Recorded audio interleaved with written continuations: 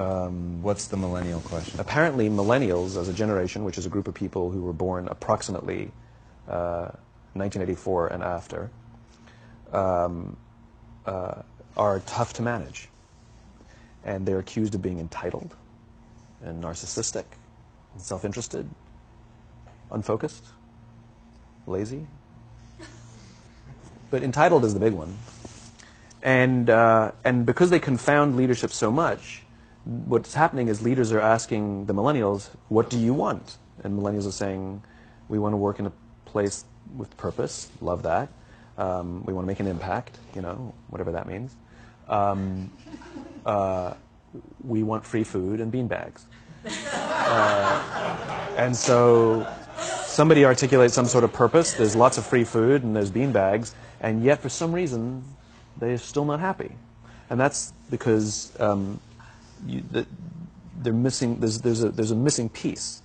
What I've learned is that I can break it down into four pieces, right? There are four things, four characteristics. One is parenting, the other one is technology, the third is impatience, and the fourth is environment. The generation that we call the millennials, too many of them grew up subject to, not my words, failed parenting strategies, you know? Where, for example, they were told that they were special all the time. They were told that they could have anything they want in life, just because they want it, right? They were told, some of them got into honors classes, not because they deserved it, but because their parents complained. And some of them got A's, not because they earned them, but because the teachers didn't want to deal with the parents. Some kids got participation medals. You got a medal for coming in last, right? Which the science we know is pretty clear, which is it devalues the medal and the reward for those who actually work hard, and it actually makes the person who comes in last feel embarrassed because they know they didn't deserve it, so it actually makes them feel worse, right? So you take this group of people, and they graduate school, and they get a job, and they're thrust into the real world, and in an instant, they find out they're not special, their moms can't get them a promotion, that you get nothing for coming in last, and by the way, you can't just have it because you want it, right? And in an instant, their entire self-image is shattered. And so you have an entire generation that's growing up with lower self-esteem than previous generations.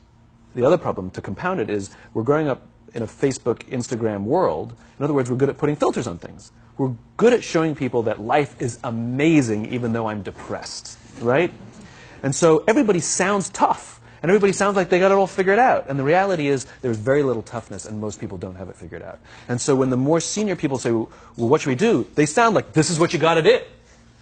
And they have no clue. Right? So you have an entire generation growing up with lower self-esteem than previous generations, right? Through no fault of their own. Through no fault of their own, right? They were dealt a bad hand, right? Now let's add in technology.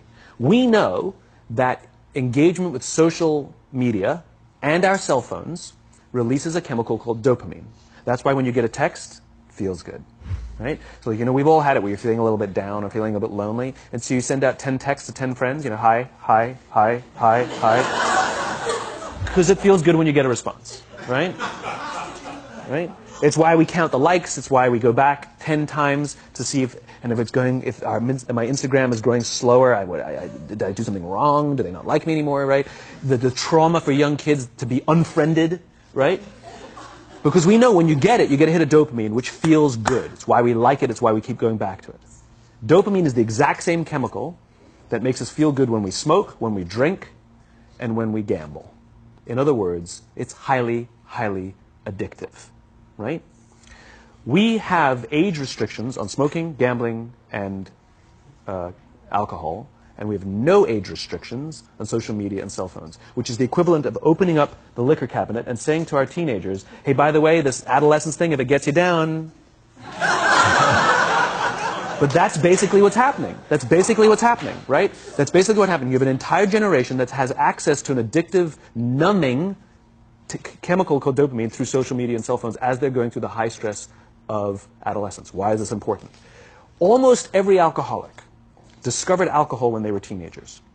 When we're very, very young, the only approval we need is the approval of our parents. And as we go through adolescence, we make this transition where we now need the approval of our peers. Very frustrating for our parents, very important for us. It allows us to acculturate outside of our immediate families into the broader tribe. right? It's a highly, highly stressful and anxious period of our lives, and we're supposed to learn to rely on our friends. Some people, quite by accident, discover alcohol and numbing effects of dopamine to help them cope with the stresses and anxieties of adolescence. Unfortunately, that becomes hardwired in their brains, and for the rest of their lives, when they suffer significant stress, they will not turn to a person, they will turn to the bottle. Social stress, financial stress, career stress. That's pretty much the primary reasons why an alcoholic drinks, right? What's happening is because we're allowing unfettered access to these dopamine-producing devices and media, basically it's becoming hardwired, and what we're seeing is as they grow older, too many kids don't know how to form deep, meaningful relationships. Their words, not mine. They will admit that many of their friendships are superficial. They will admit that their friends, that they don't count on their friends, they don't rely on their friends, they have fun with their friends, but they also know that their friends will cancel on them if something better comes along. Deep, meaningful relationships are not there because they never practice the skill set, and worse, they don't have the coping mechanisms to deal with stress. So when significant stress starts to show up in their lives, they're not turning to a person, they're turning to a device, they're turning to social media, they're turning to these things which offer temporary relief. We know, the science is clear, we know that people who spend more time on Facebook suffer higher rates of depression than people who spend less time on Facebook. Right? These things balance. Alcohol is not bad, too much alcohol is bad. Gambling is fun, too much gambling is dangerous. Right? There's nothing wrong with social media and cell phones. It's the imbalance. Right? If you're sitting at dinner with your friends and you're texting somebody who's not there, that's a problem. That's an addiction. If you're sitting in a meeting with people you're supposed to be listening to and speaking, and you put your phone on the table, face up or face down, I don't care, that sends a subconscious message to the room that you're just not that important to me right now. Right? That's what happens. And the fact that you cannot put it away is because you are addicted. Right? If you wake up and you check your phone before you say good morning to your girlfriend, boyfriend, or spouse, you have an addiction. And like all addiction, in time, it'll destroy relationships, it'll cost time, and it'll cost money, and it'll make your life worse. Right? So you have a generation growing up with lower self-esteem that doesn't have the coping mechanisms to deal with stress. Right? Now you add in the sense of impatience. Right? They've grown up in a world of instant gratification. You want to buy something, you go on Amazon, it arrives the next day. You want to watch a movie? Log on and watch a movie. You don't check movie times. You want to watch a TV show? Binge. You don't even have to wait week to week to week. Right? I know people who skip seasons just so they can binge at the end of the season. Right? Instant gratification. You want to go on a date? You don't even have to learn how to be like, hey.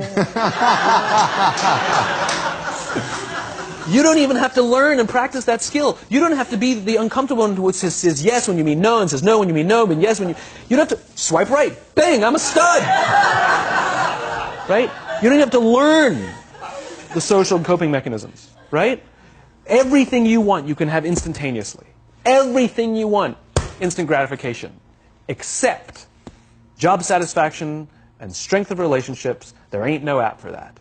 They are slow, meandering, uncomfortable, messy processes.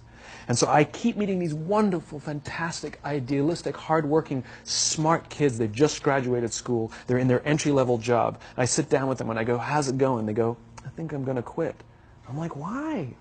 They're like, I'm not making an impact. I'm like, you've been here 8 months. You know? It's as if they're standing at the foot of a mountain and they have this abstract concept called impact that they want to have in the world, which is the summit. What they don't see is the mountain. I don't care if you go up the mountain quickly or slowly, but there's still a mountain. And so what this young generation needs to learn is patience. That some things that really, really matter, like love, or job fulfillment, joy, love of life, self-confidence, a skill set, any of these things, all of these things take time. Sometimes you can expedite pieces of it, but the overall journey is arduous and long and difficult. And if you don't ask for help and learn that skill set, you will fall off the mountain. Or you will, the worst case scenario, and we're already seeing it, the worst case scenario is we're seeing an increase in suicide rates. We're seeing an increase in this generation. We're seeing an increase in accidental deaths due to drug overdoses. We're seeing more and more kids drop out of school or take leaves of absence due to depression. Unheard of. These are all, this is really bad. The best case scenario, those are all bad cases, right? The best case scenario is you'll have an entire population growing up and going through life and just never really finding joy. They'll never really find deep fulfillment in work or in life. They'll just waft through life and it'll be just, it's fine. How's your job? It's fine. It's the same as yesterday. How's your relationship? It's fine. Like that's the best case scenario. Which leads me to the fourth point, which is environment. Which is we're taking this amazing group of young, fantastic kids who are just dealt a bad hand. It's no fault of their own. And we put them in corporate environments that care more about the numbers than they do about the kids. They care more about the short-term gains than the long-term life of this young human being.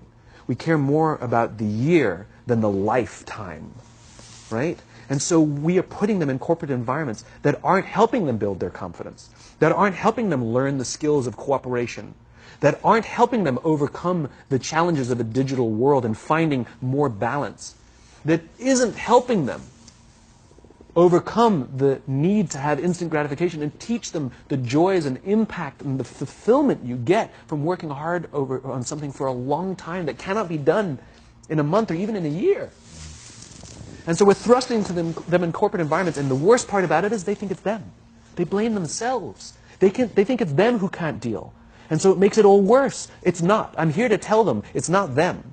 It's the corporations. It's the corporate environments. It's the total lack of good leadership in our world today that is making them feel the way they do. They were dealt a bad hand, and I hate to say it, but it's the company's responsibility. Sucks to be you. Like, we have no choice, right? This is what we got, and I wish that society and their parents did a better job. They didn't. So we're getting them in our companies, and we now have to pick up the slack. We have to work extra hard to figure out the ways that we build their competence. We have to work extra hard to find ways to teach them the social skills that they're missing out on. There should be no cell phones in conference rooms. None. Zero.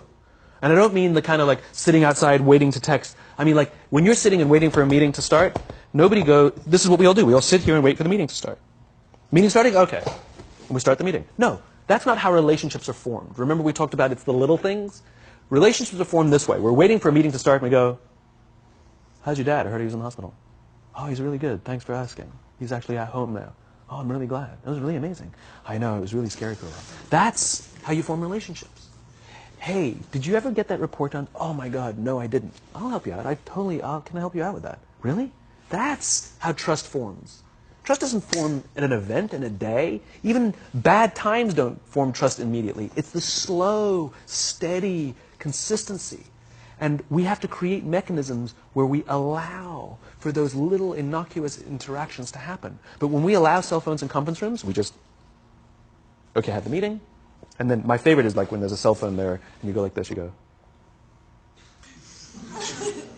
It rings and you go. I'm not going to answer that.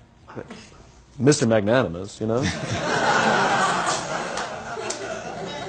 When you're out for dinner with your friends, like, I do this with my friends. When we're going out for dinner and we're leaving together, we'll leave our cell phones at home. Who are we calling? Maybe one of us will bring a phone in case we need to call an Uber or take a picture of our meal. That goes without saying, come on. I'm an idealist, but I'm not insane. You know? At a heathen. I mean, it looked really good. We'll take one phone.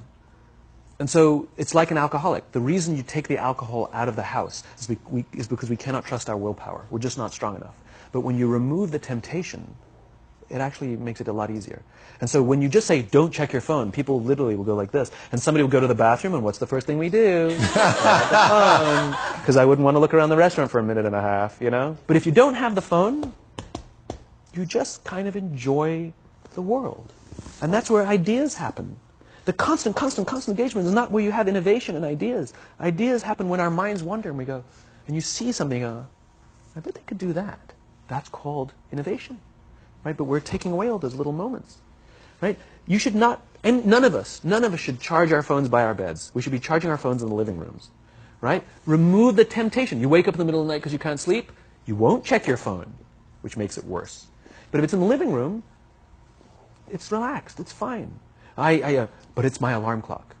Buy an alarm clock. They cost $8, right? I'll buy you an alarm clock.